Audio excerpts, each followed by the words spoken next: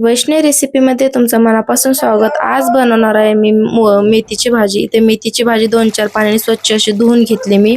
इथे घेतलेली आहे मी मुगाची डाळ भिजलेली, थोडीशी 2 चम्मच मी शेंगदाण्याचं कूट आणि लसूण मिरच्या आणि इथं मेथीची भाजी धुवून घेतलेली आहे। इथे मी बारीक चिरून घेतलेलं टमाटर तेलामध्ये ॲड केलं, ते पण फिरून घेऊया। टमाटर लाल असं मस्तपैकी फ्राय झालं की त्याच्यामध्ये आपण ठेचा टाकून घेऊया। ठेच्यामध्ये मी चवीनुसार मीठ टाकून घेतलेलं होतं। आता आपण हे मिक्स केल्याच्या नंतर आपण त्याच्यामध्ये ऍड करणार आहोत मुगाची डाळ। हे बघू शकता तुम्ही, मी मुगाची डाळ ऍड केला। आता ते पण आपण छानपैकी फिरून घेऊया।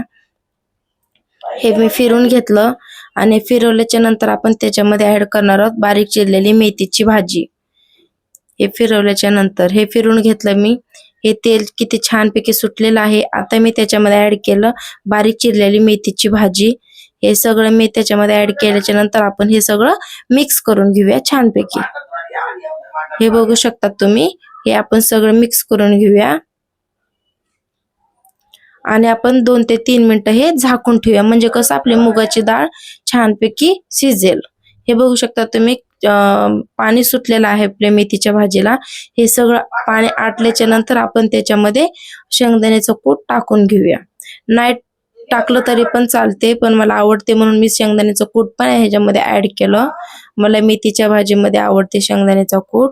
हे बघू शकता तुम्ही, हे मी 2 ते 3 चम्मच शेंगदाण्याचं कूट याच्यामध्ये ऍड केलं। आता आपण ते पण मिक्स करून घेऊया। हे बघू शकता तुम्ही, आपली मेथीची भाजी छानपैकी अशी झालेली आहे। आता आपण गॅस बंद करून घेऊया। मेथीची भाजीची रेसिपी तुम्हाला कसा वाटला नक्की कमेंट करून सांगा। जर तुम्हाला माझा व्हिडिओ आवडला असेल तर नक्की चॅनलला लाईक करा, शेअर करा आणि सबस्क्राईब करा। Thank you.